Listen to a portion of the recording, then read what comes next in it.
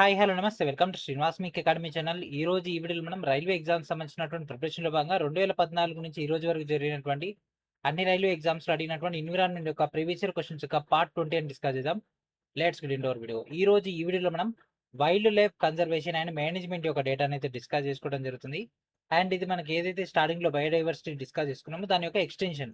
And దీంట్లో మనకు మేజర్‌గా ఈ యొక్క కన్జర్వేషన్ పాయింట్ ఆఫ్ వ్యూలో ఏదైతే ఇండియన్ గవర్నమెంట్ అండ్ అదేవిధంగా వరల్డ్ యునైటెడ్ నేషన్స్ వాటికి సంబంధించినటువంటి ఏదైతే చట్టాలు రూపొందించారో, ఏదైతే లాస్ అని వాళ్ళు తీసుకొచ్చారో వాటికి సంబంధించినటువంటి డేటా దీంట్లో ఉండడం జరుగుతుంది. సో, ఈ యొక్క వైల్డ్ లైఫ్ సంబంధించినటువంటి ఏదైతే ప్లేసెస్ ఉంటాయో వాటి యొక్క సంరక్షణ గాని, వాటి యొక్క ఆవాసాల యొక్క పునరుద్ధరణ గాని, లేకపోతే వాటి యొక్క సంరక్షణ గాని, అండ్ దాంతో పాటు వాటి యొక్క ఆవాసాలకు కావాల్సినటువంటి ప్రత్యేకమైనటువంటి పరిస్థితుల యొక్క కల్పన గాని, ఇవన్నీ కూడా దీంట్లో ఉండడం జరుగుతుంది. కాబట్టి మనకు మాక్సిమం క్వెషన్స్ చూసినట్టే ఉంటాయి. ఎందుకంటే మనం ప్రీవియస్‌గా డిస్కస్ చేసుకున్నటువంటి ఒక డేటాని ఇక్కడ మనకు కంటిన్యూషన్ అయితే అవుతుంది కాబట్టి. ఓకే. లేట్ చేయకుండా ఏం చేద్దాం వెంటనే వీడియోలోకెళ్ళిపోదాం. వెళ్ళిపోయే ముందు మీరందరూ ఏం చేయాలి? వెంటనే వీడియోని లైక్ చేసి ఛానెల్‌ని ఇంకా సబ్స్క్రైబ్ చేయకుండా వెంటనే సబ్స్క్రైబ్ చేయండి. So, this is our new channel Srinivas మీక్ అకాడమీ ఛానల్. పార్ట్ 22 తోటి మనకి ఒక ఎన్విరాన్మెంట్ కంప్లీట్ అయిపోద్ది. సో, మనకి ఇంకా ఒక చిన్న 2 పార్ట్స్ అయితే ఉన్నాయి. అవి కూడా కంప్లీట్ చేసేసుకుంటే ఎన్విరాన్మెంట్ అయిపోద్ది. అండ్ దెన్ మన నెక్స్ట్ ఇంకొక మెయిన్ సబ్జెక్ట్‌లోకి ఎంటర్ అయిపోదాం. Okay. And here is our first question of this topic.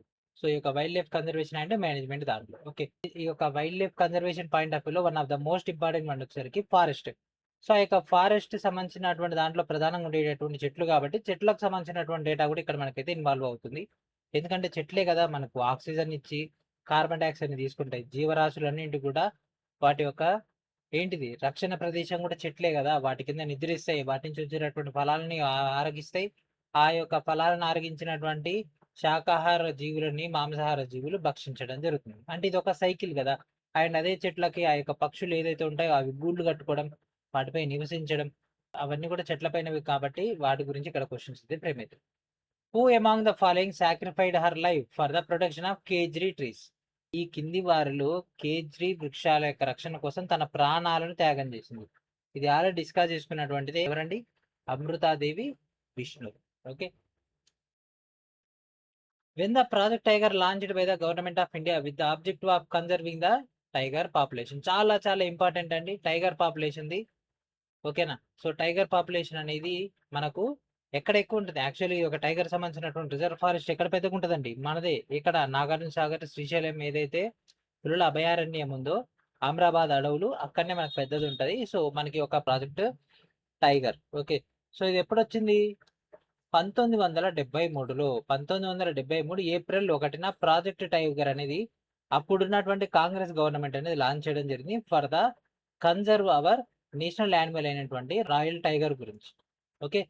April 1 అండి. గుర్తుపెట్టుకోండి. ఏప్రిల్ 1 ఏప్రిల్ ఫూల్ డే ఏదైతే ఉంటుందో ఆ రోజు మనకి ఇక్కడ ప్రాజెక్ట్ టైగర్‌నయితే స్టార్ట్ చేయడం జరిగింది. ఓకేనా? చాలా ఇంపార్టెంట్ అండి. డేట్ కూడా ఇంపార్టెంటే. ఎందుకంటే ఒకసారి ఎగ్జామ్‌లో డేట్ కూడా అడిగిండు. Okay. Year important 1973. Okay. Chipko ఉద్యమంలో ప్రధానంగా పాల్గొన్నటువంటి ప్రజలు ఏ ప్రాంతానికి చెందిన వాళ్ళు? ఈ యొక్క చిప్కో ఉద్యమం ఇది గతంలో డిస్కస్ చేసుకున్నటువంటి ఇది గర్వాల్ హిమాలయాలకి. ఓకే. ఈ కింది వాటిలో చిప్కో ఉద్యమానికి సంబంధించింది ఏంటిది? Coal, pollution, forest and water. ఏంటిదండి? అడవులే గదా! జీవుల యొక్క సంరక్షణ అడవుల్లోనే జరుగుతది కాబట్టి అడవులే మన యొక్క ఆన్సర్ ఇది. ఎందుకంటే అడవుల యొక్క రక్షణలో భాగంగా మనకి ఒక చెట్లను హత్తుకునేటటువంటి కార్యక్రమం మనకి యొక్క చిప్కో ఉద్యమం. స్వాతంత్రం తర్వాత భారతదేశంలో వన్యప్రాణి సంరక్షణ చట్టం వైల్డ్ లైఫ్ ప్రొటెక్షన్ యాక్ట్ ఈ కింది ఏ సంవత్సరంలో మొట్టమొదట అమలు చేయబడింది? చూడండి వైల్డ్ లైఫ్ ప్రొటెక్షన్ యాక్ట్ ఎప్పుడు వచ్చింది? 1972లో వచ్చింది. 1972లో వైల్డ్ లైఫ్ ప్రొటెక్షన్ యాక్ట్ అయితే రావడం జరిగింది. ఇది మొక్కలు మరియు జంతు జాతుల యొక్క సంరక్షణ కోసం భారత పార్లమెంట్ చే రూపొందించబడినటువంటి చట్టం ఇది. చాలా ఇంపార్టెంట్. ఈ రోజు ఈ యొక్క వీడియో చేయడానికి కారణం ఈ యొక్క చట్టాలన్నమాట. ఓకే. సో, మొక్కలకు సంబంధించినవి, జంతువులకు సంబంధించినటువంటివి. ఓకే. ఇది వచ్చిన తర్వాత నెక్స్ట్ డే మనకు ప్రాజెక్ట్ టైగర్ వచ్చింది 1973లో. భారతదేశంలో వన్యప్రాణి సంరక్షణ చట్టం ఏ సంవత్సరంలో వచ్చింది? ఇది వచ్చేసరికేమో గ్రూప్ డీలో వచ్చిందా? Same question. ఇంగా అంతకుముందు జేఈలో వచ్చింది. జేఈ సీబీటీ 2లో వచ్చింది. ఇంతే రైల్వేలో ఏంది అంటే లిమిటెడ్ సిలబస్. నిజానికి రైల్వేనే కాదు మీరు ఏ కాంపిటేటివ్ ఎగ్జామ్ తీసుకున్నా ఇందులోంచే క్వెషన్స్ కనిపిస్తాయి. బికాజ్ ఈ టాపికే అంత చిన్న టాపిక్. జస్ట్ ఒక 10 చాప్టర్లు ఉంటే ఆ 10 చాప్టర్లు కూడా మీరు కరెక్ట్ కూర్చుంటే ఒక పూటలో అయిపోగొట్టుకోవచ్చు. అంత చిన్న సబ్జెక్ట్ ఇది. ఓకే. సో, ఇక్కడ మనకు వన్యప్రాణి సంరక్షణ చట్టం ఎప్పుడండి? 1972. అండ్ నెక్స్ట్ మానవ సహజ వనరులను సంరక్షించడానికి ఈ కింది పద్ధతుల్లో ఏది ఉపయోగపడుతుంది? సహజ వనరులను సంరక్షించాలి. ఒకటి, వాహనాలు వినియోగించకుండా దగ్గరలోని ప్రదేశాలకు నడిచి వెళ్ళడం. ఓకే. దగ్గరలోని ప్రదేశాలకు నడిచి వెళ్ళినట్లయితే వాహనాలు వాడుకున్నట్లయితే పెట్రోల్ గాని, డీజిల్ గాని అది సేవ్ అయిద్ది. దానివల్ల సహజ వనరులను రక్షించొచ్చు. అంటే పెట్రోల్, డీజిల్ వాడము. రెండోది నడక వల్ల ఆరోగ్యానికి ఆరోగ్యం వస్తది. అండ్ దాంతో పాటు మనకు గూడా చుట్టూ ఉన్నటువంటి పరిసరాలను అబ్జర్వ్ చేసి మానసిక ఆనందాన్ని పొందొచ్చు. అంటే అన్ని రకాల బెనిఫిట్ ఉంటది. దగ్గర కాబట్టి వస్తువులను రీసైకిల్ చేయకపోవడం వల్ల ఏమైద్ది? వ్యర్థ పదార్థాలు పెరుగుతాయి. కాబట్టి ఇది కాదు. అవసరం లేకపోయినా లైట్‌లేసి ఉంచినట్లయితే మనకేమైద్ది? ఎలక్ట్రిసిటీ అనేది ఉపయోగపడతదా? ఏమైతది? లాస్ అయితది కాబట్టి ఇది గూడా. ఎక్కువ నీటిని వినియోగించినట్లయితే ఇది కూడా డేంజర్. కాబట్టి ఆన్సర్ ఏంటిది? Option A is our answer. ఇట్లా పార్క్‌లో నడుచుకుంటూ పోతే ఎంత హాయిగా ఉంటది దగ్గరగా ఉండేటటువంటి ప్రదేశాలకి. ఈ చుట్టూ ఉన్నటువంటి ప్రకృతిని చూస్తే మానసిక ఆనందం కలుగుతది. దానివల్ల మనసు ఎప్పుడైతే ప్రఫుల్లితం అవుతుందో ఆటోమేటిక్‌గా బ్రెయిన్ అనేది యాక్టివ్ అవుతుంది. ఆటోమేటిక్‌గా టెన్షన్స్ అన్ని దూరం అయితాయి. అందుకే ఉదయం గాంగానే మరియు సాయంత్రం పూట పార్కులలో తిరుగుతా ఉంటారు ఇట్లా. ఒకప్పుడేమో అడవుల్లో మనం తిరిగేది. ఇప్పుడేమో అడవే మనం గిత్తత తయారు చేసుకోవాల్సొస్తుంది. World wide fund for nature India, WWF India ఎప్పుడు స్థాపించబడింది? డబ్ల్యూడబ్ల్యూఎఫ్ చాలా చాలా ఇంపార్టెంట్. ఇదేంటిదో కూడా గుర్తుపెట్టుకోండి. ఇది కూడా క్వశ్చన్ అడిగిండు. మనోడు కాదేది క్వశ్చన్‌కి అనర్హం అనే రేంజ్‌లో తీసుకొచ్చిండు ఈరోజు. అందుకే మీకు చూపిస్తున్నా. కాంపిటేటివ్‌లో ఎట్లా చదవాలి? ఏం చదవాలి? అనేది అన్నీ మీకు కనిపిస్తాయి ఇప్పుడు. డబ్ల్యూడబ్ల్యూఎఫ్ అనేది ఎప్పుడొచ్చిందంటే 1969లో రావడం జరిగింది. ఓకేనా? సో, ఈ యొక్క డబ్ల్యూడబ్ల్యూఎఫ్ ఇండియా అనేటటువంటిది సంస్థ మనకు 1969లో వచ్చింది. సహజ వారసత్వం మరియు పర్యావరణ వ్యవస్థల సంరక్షణకు అంకితమై ఇదైతే పనిచేయడం జరుగుతుంది. అంతరించిపోతున్న జాతులను జాబితా చేసినటువంటి రెడ్ డేటా బుక్‌ను ఎవరు నిర్వహిస్తారు? ఇది ఇంపార్టెంట్ అండి. రెడ్ డేటా బుక్‌ను ఐయూసీఎన్ అయితే నిర్వహించడం జరుగుతుంది. International union for conservation of nature అనేటటువంటి సంస్థ అంతరించిపోతున్నటువంటి జాతులను మరియు ఇతర జాతుల జాబితా చేయడానికి రెడ్ డేటా బుక్‌ని అయితే ఉపయోగించడం జరుగుతుంది. చాలా చాలా important. World wild life day ప్రపంచ వన్యప్రాణి దినోత్సవాన్ని ఎప్పుడు పాటిస్తారు? ఎప్పుడండి? ఇగో మార్చి 3, 3 ఓకే. ఎట్లా గుర్తుపెట్టుకోవాలి? ఏముంది వరల్డ్ వైడ్ ఉందా? వరల్డ్ వైడ్ ఉందా? దాన్ని ఇట్లా తిప్పిరి ఇగో దీన్ని ఇటు తిప్పితే ఏమైద్ది? ఇగో 3, 3. ఓకే. అట్లా గుర్తుపెట్టుకోండి. ఒక 3 అంటే నంబర్ 3, మార్చ్ అంటే మూడో నెల గదా! అట్లా గుర్తుపెట్టుకోండి. World wide. Okay. World wild life day. So, answer ఏంటిది? ఆప్షన్ చెప్పండి. Option A is our answer. చూస్తుండగానే 10 క్వెషన్స్ అయిపోయినాయి. అంతే ఈజీగా ఉంటది. ఓకే. అండ్ నెక్స్ట్ పులుల సంరక్షణకు సంబంధించినటువంటి కార్యక్రమం అయినటువంటి ప్రాజెక్ట్ టైగర్ ఎప్పుడు ప్రారంభించబడింది? ఎప్పుడండి? 1973. ఒకసారి చదివిర్రా కథం. అది రిపీట్, రిపీట్, రిపీట్, రిపీట్. ఇంక మళ్ళీ వచ్చింది ఆర్‌పిఎఫ్‌లో. ప్రాజెక్ట్ టైగర్ ఏ సంవత్సరం? 1973లో.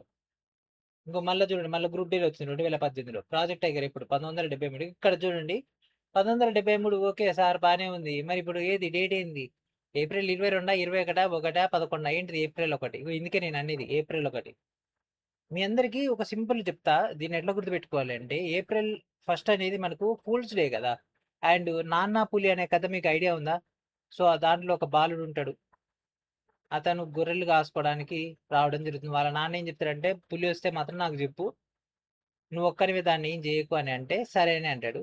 ఫస్ట్ ఏం చెప్తాడు? పులొచ్చింది, పులొచ్చింది అని పిలిస్తే ఆయన ఇంకో 10 మంది మనుషుల్ని ఎండబెట్టుకొని వస్తాడు. నిజానికి పులి రాదు. అప్పుడు ఏమైతది? ఫూల్ అయితారు. అవునా? కొడుకు వాళ్ళందరిని ఫూల్ చేయాలని చూస్తాడు. చివరికి నిజంగా పులి వచ్చి ఒక గొర్రెనేసుకొని వెళ్ళిపోద్ది. అప్పుడు ఫూల్ ఎవడైతాడు? వీడైతాడు. సో, అట్లా ఫూల్ అయితుండు కాబట్టే, ఆ విధంగా మనం గుర్తుపెట్టుకోండి. ఏప్రిల్ 1 అనేది ప్రాజెక్ట్ టైగర్. ఓకే. నానా పులి కథ గుర్తుపెట్టుకొని సింపుల్‌గా అయిపోద్ది. అండ్ అదేవిధంగా 2026 అప్డేటెడ్ అయినటువంటి ఎన్‌సీఈఆర్‌టీ 9వ తరగతి తెలుగు మీడియం సైన్స్ పాఠ్యపుస్తకం రిలీజ్ చేయడం జరిగింది. ప్రతి ఒక్కళ్ళు కూడా ఈ యొక్క డేటా అనేది ప్రాపర్‌గా ఉపయోగించుకోండి. భారతదేశం మొట్టమొదటి జాతీయ వన్యప్రాణి జన్యు వనరుల బ్యాంకును ఎవరు ప్రారంభించారు? ఓకేనా? సో, ఇక జన్యు వనరుల యొక్క బ్యాంక్ అనేది ఎప్పుడండి? 2018 సంగతి. ఓకే. సో, అప్పుడు మనకిది రావడం జరిగింది. సో, అప్పటి డేటా అంటే ఇప్పుడు ప్రెజెంట్ రెండోదో, మూడోదో ఉంది ఇప్పుడు. సో, అప్పుడు మాత్రం మనకు డాక్టర్ హర్షవర్ధన్ గారైతే దీన్నైతే ప్రారంభించడం జరిగింది. అప్పుడు ఆయన ఎవరు అంటే కేంద్ర శాస్త్ర సాంకేతిక పర్యావరణ అటవీ మరియు వాతావరణ మార్పుల శాఖ మంత్రి కాబట్టి ఆయనే స్టార్ట్ చేసిండు. ఓకే. సో, దీంట్లో మనకు సెల్ లైన్స్, గామెట్స్ అండ్ దాంతో పాటు ఈ యొక్క క్రయో ప్రిజర్వ్స్ ఇవన్నీ కూడా దాంట్లో అయితే ఉంచడం జరుగుతుంది. అంటే క్రయోజెనిక్స్ అంటే అతి శీతలమైనటువంటి పద్ధతుల్లో వాటినైతే నిల్వ చేయడం జరుగుతుంది. భారతదేశంలోని పులుల జనాభాకి కింది వాటిలో ఏది ముప్పు కాదు? ఓకే. ఆహారంగా లభించే జంతువుల కొరత. జంతువులు తగ్గిపోయినట్లయితే ఆటోమేటిక్‌గా పులులకు ఆ వేట చేయడానికి ఆహారం ఉండదు కాబట్టి ఇది ప్రాబ్లమ్ అయితది. ముప్పు కాదు అన్నాడు కాబట్టి మనకు వన్యప్రాణి కారిడార్లను అనుసంధానించడం. సో ఇక్కడ ఒక కారిడార్ ఉంది, ఇక్కడ ఒక కారిడార్. రెండింటిని కలిపినట్లయితే ఆ యొక్క పులులకు ఆహారం ఎక్కువ దొరుకుతుంది కదా, కాబట్టి ఇది ఓకే, ఇది ముప్పు కాదు. పశువుల మేత, పశువులు ఎక్కువగా మేసినట్లయితే గడ్డి దొరకదు, గడ్డి దొరకకపోతే పశువులు వలస వెళ్ళిపోతాయి, వలస వెళ్ళిపోయినట్లయితే అక్కడ కూడా మనకు ప్రాబ్లం అవుతుంది. ఓకే, అక్కడ కూడా మనకు ప్రాబ్లం అవుతుంది. నెక్స్ట్ ఆవాసాల విచ్ఛిన్నం అంటే ఏదైతే పులులు దట్టమైనటువంటి అడవుల్లో తిరుగుతాయి కదా, ఆ యొక్క అడవుల యొక్క ఆవాసాలను చిన్న చేసినట్లయితే అది కూడా మళ్ళీ డిస్టర్బ్ అయిపోయి ఇప్పుడు ఎట్లయితే పారిపోతున్నాయి కదా, ఇంకా అట్లా పారిపోయి వస్తాయి జనారణ్యంలోకి. కాబట్టి ఆన్సర్ ఏంటి ఇదే.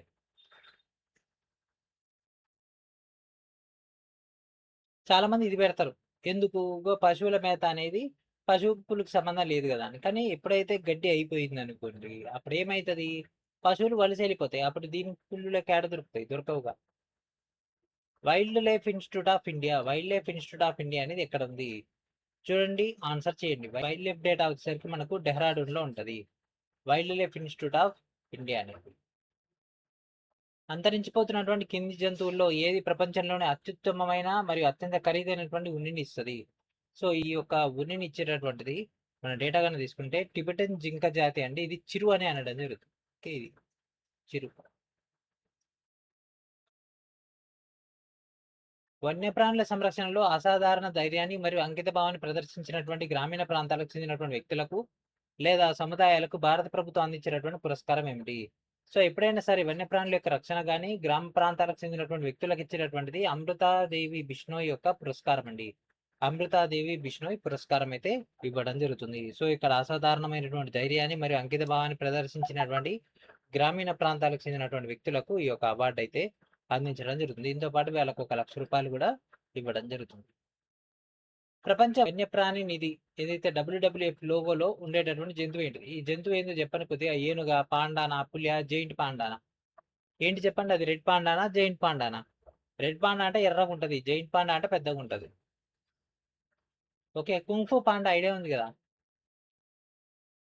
సో అది బ్లాక్ అండ్ వైట్ లో ఉంటది జైంట్ పాండా. అంతరించిపోతున్న జంతువులు మరియు మొక్కలన్నింటి యొక్క రికార్డును భద్రపరిచేటటువంటి పుస్తకం ఏంటిదండి? Red data book. Okay, red data book యొక్క అంతరించిపోతున్నటువంటి రెడ్ డేటా బుక్ దేనికి సంబంధించినటువంటి సమాచారాన్ని అందిస్తుంది? రెడ్ డేటా బుక్ లో జంతువులు మరియు మొక్కలకు సంబంధించినటువంటి సమాచారం ఉంటుంది, కానీ మరి అంతరించిపోయేదా లేదా జస్ట్ లిస్ట్ ఉండేదా? ఆన్సర్ చెప్పండి. అంతరించిపోయే ప్రమాదంలో ఉన్నటువంటి మాత్రమే రెడ్ డేటా బుక్ లో ఉంటాయి, కాబట్టి answer option D is our answer. ఇక్కడ పెట్టగానే ఐదే అనుకుంటారు, మనోడు లిస్ట్ అడగట్లే, ఏమన్నాడు, రెడ్ డేటా బుక్ యొక్క స్పెషాలిటీ ఏంటిది అంటే అంతరించిపోయేటటువంటి ప్రమాదంలో ఉన్నటువంటి వాటిని మనం రక్షించాలి, కాబట్టి వాటన్నిటిని కూడా ఎండేంజర్డ్ స్పీసెస్ ని కానీ ఎండేంజర్డ్ ప్లాంట్ యొక్క డేటాని కానీ దాంట్లో ఉంచడం జరుగుతుంది. ఆ యొక్క లిస్ట్ లో ఉన్నటువంటి డేటా ఏదైతే రెడ్ డేటా బుక్ లో ఉందో దానిలో ఉన్నటువంటి డేటాని మనం కనుక ఫైండ్ అవుట్ చేస్తే వాటిని సంరక్షించాల్సినటువంటి బాధ్యత ప్రజలకు, ప్రభుత్వం పైన ఉండడం జరుగుతుంది. వన్యప్రాణి నేర నియంత్రణ బ్యూరో WCCB అనేది పర్యావరణ, అటవీ మరియు వాతావరణ మార్పుల యొక్క మంత్రిత్వ శాఖ. MOEF అండ్ CC ఆధ్వర్యంలో పనిచేసేటటువంటి ఒక చట్టబద్ధమైనటువంటి బహుళ విభాగ సంస్థ. దీని ప్రధాన కార్యాలయం ఎక్కడ ఉంది? మనోడు చుట్టూ తీసుకొచ్చి మనకు wild life crime control bureau యొక్క డేటా ఎక్కడ ఉంటుంది, దాని యొక్క ఆఫీస్ ఎక్కడ ఉంటుంది? సో దీని యొక్క ఆఫీస్ ఎక్కడ ఉంటుంది చెప్పండి? ఆఫీస్ న్యూఢిల్లీలో ఉంటుంది. ఓకేనా? సో ఈ యొక్క దేశంలో వ్యవస్థీకృత వన్యప్రాణి నేరాలను అరికట్టే ఉద్దేశంతో భారత ప్రభుత్వం పర్యావరణ, అటవీ మరియు వాతావరణ మార్పుల మంత్రిత్వ శాఖ ఆధ్వర్యంలో వన్యప్రాణి నేర నియంత్రణ బ్యూరో WCCB అనేటటువంటి చట్టబద్ధమైనటువంటి బహుళ విభాగానికి చెందినటువంటి సంస్థను అయితే స్థాపించడం జరిగింది. ఇది ఎక్కడ ఉందని న్యూఢిల్లీలో. ఇక్కడ చూడండి, సేమ్ క్వశ్చన్ కొద్దిగా మార్పిడి చేసేసి మళ్ళీ ఎగ్జామ్లో అడిగింది. ప్రపంచంలోనే అత్యంత తేలికైనటువంటి ఉన్ని అయినటువంటి షాతుష్ ఉన్ని ఏ జంతువు నుంచి లభిస్తుంది? ఏంటిదండి? ఈ జింక, ఇది ఎక్కడిది? టిబెటన్ జింక. ఓకే, టిబెటన్ జింక ఇది. ఓకేనా? సో షాతుష్ అనేటటువంటి అత్యంత నాణ్యమైనటువంటి ఉన్ని రకము. దీనిని నాణ్యమైనటువంటి ఉన్ని రకాలకు రాజు అని కూడా దీన్ని అయితే పిలవడం జరుగుతుంది. ఈ యొక్క ఉన్ని చిరు అనేటటువంటి టిబెటన్ జింక శరీరంపై ఉండేటటువంటి వెంట్రుకల నుంచి అయితే తయారవడం జరుగుతుంది. టిబెటన్ జింక హిమాలయ అడవుల్లో 14,000 అడుగుల కంటే ఎక్కువ ఎత్తులో నివసించడం జరుగుతుంది. టిబెటన్ జింక ఏదైతే ఈ యొక్క చిరు ఉందో ఇది వన్యప్రాణి సంరక్షణ దాంట్లో మనకు ఫస్ట్ షెడ్యూల్లో జాబితా చేయబడింది. భారతదేశానికి సంబంధించి కింది వాటిలో ఏ జాతుల వర్గం అనేది సరే? వల్నరబుల్ గ్రేట్ హార్న్బిల్ అంతరించిపోయే దశలో, ఇది కరెక్టే. బ్లాక్ బక్ అరుదైందా? కాదు. అంతరించిపోతుందా? కాదు. ఆస్ట్రేలియన్ స్థానికమైందా? కాదు. ఇదే answer. Option A is our answer. So ఇక ఆవాసాల యొక్క నష్టం కానీ దాంతోపాటు వేట వల్ల హార్న్బిల్ ఏదైతే ఉందో అది ఐయుసిఎన్ జాబితాలో సైట్స్ యొక్క అనుబంధం వన్లో అంతరించిపోయే ప్రమాద దిశలో ఇదైతే ఉంచడం జరిగింది. అండ్ దాంతోపాటు గ్రేట్ హార్న్బిల్ అని మనకు మేజర్గా కేరళ, అరుణాచల్ ప్రదేశ్ రాష్ట్రాల యొక్క రాష్ట్ర పక్షి కూడా. గ్రేట్ హార్న్బిల్ మనకు భారతదేశం, భూటాన్, నేపాల్ మరియు ఆగ్నేయ ఆసియా అడవుల్లో ఇదైతే కనిపించడం జరుగుతుంది. భారతదేశం మొట్టమొదటి వన్యప్రాణుల సంరక్షణ జన్యు బ్యాంక్ ఎక్కడ ఉంది? ఓకేనా, జన్యు బ్యాంక్ ఇందాకనే ఎవరు ప్రారంభించారని అడిగిండు. ఇది ఎక్కడ ఉందంటే హైదరాబాద్లో. ఓకే, పులుల సంరక్షణపై అవగాహన కల్పించడానికి ప్రపంచ పులుల దినోత్సవాన్ని ఎప్పుడు జరుపుకుంటారు? ఎప్పుడండి? ఇగో జూలై 29th. చాలా చాలా important and tiger day. Okay, international tiger day on July 29th. So ఇది 2021లో వచ్చినటువంటి క్వశ్చన్. సో 2026 సంబంధించినటువంటి థీమ్ ఏదైనా ఉంటే మాత్రం నోట్ డౌన్ చేసి పెట్టుకోండి. అండ్ తర్వాత 2027, 2028 అట్లా వచ్చినాయి, అవి కూడా చూసుకోండి. Okay, the red panda eats dash leaves. ఎర్ర పాండా డాష్ ఆకులను తింటుంది. So pine, eucalyptus, maple and వెదురు. సో ఇక పాండాలు మ్యాక్సిమం మనకు బ్యాంబూస్నే తింటాయండి, వెదురునే తినడం జరుగుతుంది. ఓకేనా, ఇది మేజర్గా శాకాహారి. ఇది వెదురును ఒక ప్రత్యేకమైనటువంటి ఆహారంగా తీసుకోవడం జరుగుతుంది. దీని ఆహారంలో దాదాపుగా 90% వెదురు ఆకులు, చిగుళ్ళు అయితే ఉండడం జరుగుతుంది. అండ్ ఇది ఐయుసిఎన్ యొక్క అంతరించిపోతున్నటువంటి జాతుల జాబితాలో కూడా ఉంది. ఐయుసిఎన్ అంతరించిపోతున్నటువంటి జాతుల వర్గంలో ఏ జాతులు వర్గీకరింపలేదు? అంతరించిపోతున్నాయి, అంతరించిపోయినాయి, హానికరమైనవి, సులభంగా గాయపడేవి, దుర్బలమైనవి అంటే వల్నరబుల్ అయినవి, హార్మ్ఫుల్ అయినవి కావు. హార్మ్ఫుల్ అనేవి పెట్టరు, మిగిలినవి కూడా అందులో వస్తాయి. ఏప్రిల్ 2016లో అరుణాచల్ ప్రదేశ్లో ప్రతిపాదిత జల విద్యుత్ ప్రాజెక్టుకు ఇచ్చినటువంటి పర్యావరణ అనుమతిని దేన్ని కాపాడడానికి జాతీయ హరిత ట్రిబ్యునల్ అనేది నిలిపివేసింది. సో దీన్ని ఇక్కడ కనిపిస్తుంది కదా, దీన్ని రక్షించడానికి ఏం చేయడం జరిగింది? ఏకంగా జల విద్యుత్ ప్రాజెక్ట్ ని వాళ్ళైతే ఆపేసారు 2016లో. ఎక్కడ? అరుణాచల్ ప్రదేశ్ లో. ఓకే, మరి దాని పేరేంటిది? ఇది ఎట్ట ఉంది? ఇది ఒక కొంగ లెక్క ఉంది. అండ్ ఇది ఎట్ట ఉంది? దాని మెడ ఎట్ట ఉంది? నల్ల ఉంది. కాబట్టి ఏమంటారు? నల్ల మెడ కొంగ. నల్ల మెడ కొంగలను కాపాడడానికి ఏం చేశారు? ఆ యొక్క ప్రాజెక్ట్ ని, జల విద్యుత్ ప్రాజెక్ట్ ని ఆపేసి. ఎవరు? జాతీయ హరిత ట్రిబ్యునల్. Okay, NGT. భారతదేశంలో ఆసియాటిక్ చీతా ఏ సంవత్సరంలో అంతరించిపోతున్నట్లు ప్రకటించబడింది? ఓకేనా, సో భారతదేశంలో ఆసియాటిక్ చీతా ఏదైతే ఉందో, అంటే ఇప్పుడు మనం బయట నుంచి తెచ్చుకుంటున్నామో ఆఫ్రికా నుంచి. సో మనకు దానికంటే ముందుగా మన దేశంలో కూడా చీతాలు ఉన్నాయని అయితే అంటారు కదా, అది ఎప్పటి వరకు ఉంది అంటే 1952 వరకు. 1952 వరకు అధికారికంగా అంతరించిపోయినట్లయితే ప్రకటించడం జరిగింది. ఒక వయోజన ఆసియా చిరుత దాదాపుగా 1.3 మీటర్ల పొడవు ఉంటుంది అండ్ 54 కిలోల బరువు ఉంటుంది. ఆసియా చిరుత తన ఆహారాన్ని పట్టుకోవడానికి గంటకు 128 కిలోమీటర్ల వేగంతో పరిగెత్తగలదు. ఇది దానికి సంబంధించినటువంటి రూపం, మన యొక్క ఇండియన్ బ్రీడ్ సంబంధించినటువంటి. 1973 నుంచి భారతదేశంలో పులుల జనాభాను ఆచరణీయమైనటువంటి స్థాయిలో కొనసాగించడానికి మరియు భారత ప్రభుత్వం చేపట్టినటువంటి పథకం ఏమిటి? ఇక్కడ ఏమన్నాడు? 1973లో పులులకు సంబంధించింది ఏంటిదండి? Project tiger. ఏంటిదండి? Project tiger. భారత ప్రభుత్వం ప్రాజెక్ట్ ఎలిఫెంట్ ని ఏ సంవత్సరంలో ప్రారంభించింది? ఈ యొక్క ఎలిఫెంట్స్ ని సంరక్షించడానికి, అంటే ఏనుగుల యొక్క సంరక్షణ కోసం ఏ సంవత్సరంలో యొక్క ప్రాజెక్ట్ ఎలిఫెంట్ ని తీసుకొచ్చారంటే ఇది 1992లో తీసుకుని రావడం జరిగింది. ఓకే, 1992 ఫిబ్రవరిలో దీన్ని అయితే ప్రారంభించడం జరిగింది, ప్రాజెక్ట్ ఎలిఫెంట్. నెక్స్ట్ క్వశ్చన్, భారతదేశపు వన్యప్రాణి సంరక్షణ చట్టం 72లో ఎన్ని షెడ్యూల్ ఉన్నాయి? 1972 దాంట్లో మనకు వన్యప్రాణి సంరక్షణ చట్టంలో మొత్తం 6 షెడ్యూల్ అయితే ఉండడం జరిగింది. ఏంటి సార్ అంటే మొత్తం 66 సెక్షన్లలో 6 షెడ్యూల్లో ఉన్నాయి. అసలు ఇవాళ చదివిండా వీటిని? ఎవరు చదవలే. కానీ ఇగో ఎగ్జామ్లో ఎట్లా ఆడతాడు? ఇగో ఎన్టీపీసీ సిపిటి 1లో వచ్చినటువంటి ఎన్ని షెడ్యూల్ ఉన్నాయి? 6 షెడ్యూల్ ఉన్నాయి. సో దీంట్లో షెడ్యూల్ 1, షెడ్యూల్ 2, షెడ్యూల్ 2లో 2 పార్ట్లు ఉన్నాయి, షెడ్యూల్ 3, షెడ్యూల్ 4 అండ్ షెడ్యూల్ 5లో మనకు వెర్మెన్ ఉంటుంది, షెడ్యూల్ 6లో మనకు ప్లాంట్స్ అనేవి ఉండడం జరుగుతుంది. ఈ విధంగా మనకు 6 షెడ్యూల్స్ వస్తాయి. ఇవన్నీ కూడా వైల్డ్ యానిమల్స్ సంబంధించినటువంటి, అంటే మొదటి 4 కూడా జంతువులకు సంబంధించినవి, ఏమో ప్లాంట్స్ వీటి యొక్క ఎడిషనల్ డేటాకు సంబంధించినవి. ఓకే, జాతీయ వన్యప్రాణి సంరక్షణ చట్టం 1972లో ఎన్ని షెడ్యూల్ ఉన్నాయి? ఇగో మళ్ళీ చూడండి, మళ్ళీ 2021లో ఎన్టీపీసీ సిపిటి 1లో వచ్చింది. ఎన్ని? 6. ఇంకా మళ్ళా సేమ్ 6. ఇంకో ఇంతే మనోడు ఒకసారి వచ్చిందంటే కథం 2, 3 సార్లు అడుగుతాడు. అంతరించిపోతున్న ఏ జాతి జీవులను రక్షించడానికి 1936లో జిమ్ కార్బెట్ జాతీయ ఉద్యానవనం స్థాపించబడింది. జిమ్ కార్బెట్ అనంగా మనకు గుర్తుకు రావాల్సినటువంటిది మన జాతీయ జంతువు అండి. జాతీయ జంతువు ఏంటిదండి? పులి కదా. ఏం పులి? బెంగాల్ పులి. ఓకే. ఏం పులి అండి? బెంగాల్ పులి, Bengal tiger. Option C is our answer.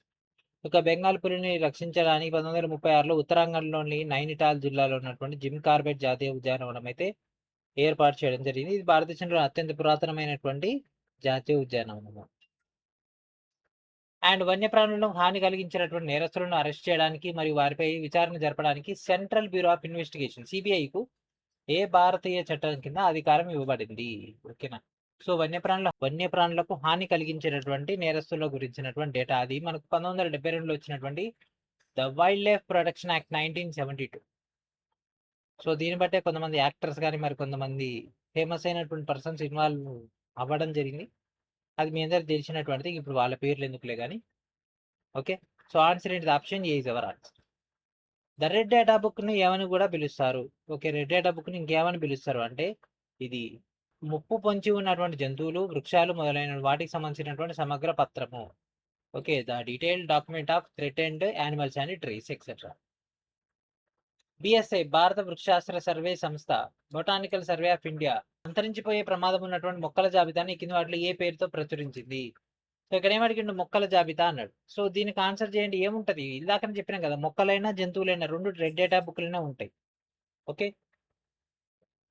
పర్యావరణ మరియు అటవీ రంగ సందర్భంలో డబ్ల్యూసిసిబి అంటే ఏంటిది? డబ్ల్యూసిసిబి ఎక్కడ ఉందని మనం డిస్కస్ చేసినాం కదా, దాని యొక్క ఫుల్ ఫామ్ డిస్కస్ చేసుకోలేదు కదా. ఏంటిదని? Wildlife crime control bureau. Wildlife crime control bureau అంటే వన్యప్రాణి నేర నియంత్రణ సంస్థ.